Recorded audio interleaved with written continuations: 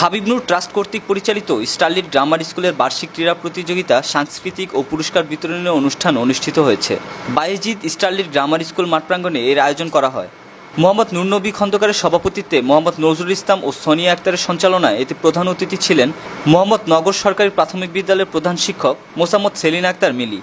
বিশেষ অতিথি ছিলেন নতুন কুড়িবিদ্যা নিকেতনের প্রধান শিক্ষক মোহাম্মদ মোশাররফ হোসেন মান্না, আগ্রাবাদ সরকারি কলোনি উচ্চ বিদ্যালয়ের সহকারী শিক্ষক সৈয়দ সেরাজুল মনির মুরাদ, হযরত শাহজাহাঙ্গীর আদর্শ স্কুল অ্যান্ড কলেজের অধ্যক্ষ মোহাম্মদ আলী, মডার্ন কিন্ডারগার্টেনের প্রধান শিক্ষক মোহাম্মদ ফেরদৌস। অনুষ্ঠানে অতিথিরা প্রতিষ্ঠানটির শিক্ষার মান উন্নয়ন নিয়ে বিভিন্ন আলোচনা করেন। এছাড়াও শিক্ষার্থীদের পড়াশোনার পাশাপাশি অভিভাবকদের কথা শোনারও পরামর্শ দেন অতিথিরা। এ সময় শিক্ষক, শিক্ষার্থী, অভিভাবক ও এলাকার অন্যান্য মান্যগণ্য ব্যক্তিবর্গ উপস্থিত ছিলেন। আমি বাঁশখালীর একটা স্কুলের প্রধান শিক্ষক হিসেবে দায়িত্ব পালন করতেছি। এর আগে চট্টগ্রামের বাকলিয়ায় একটি স্কুলের সহকারী প্রধান শিক্ষক হিসাবে দীর্ঘ 12 বছর দায়িত্ব পালন করেছি।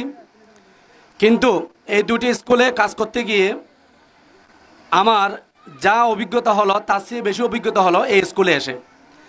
আমি বিগত কিছুদিন আগে স্কুলে আসছিলাম, এসে দেখলাম একজন মানুষ কতটুকু পরিশ্রম করলে, কতটুকু চেষ্টা করলে একটি স্কুলকে এরকম একটি জায়গায় দাঁড় করাতে পারে, এটা আকাশ স্যারকে দেখলেই আমাদের মনে পড়ে।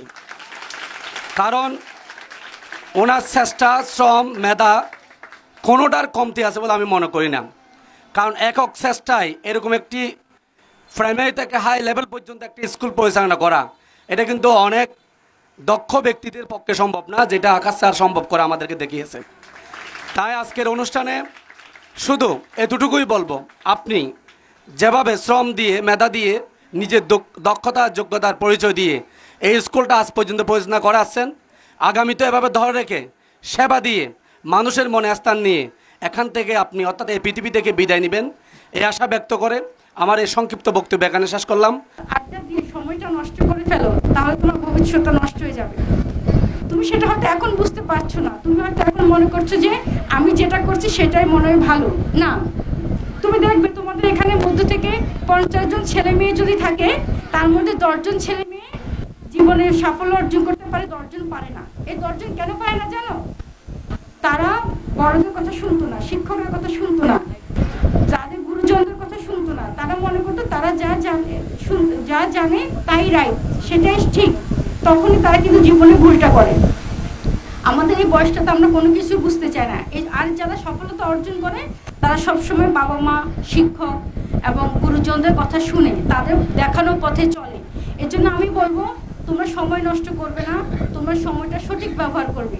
তুমি যদি চাও যে কালকের দিনটা তোমার খুব ভালো যাক, তুমি কালকের দিনে কি খুব ভালো একটা দিন কাটাতে চাও, তাহলে তোমাকে আজকের দিনটা ভালো করতে হবে।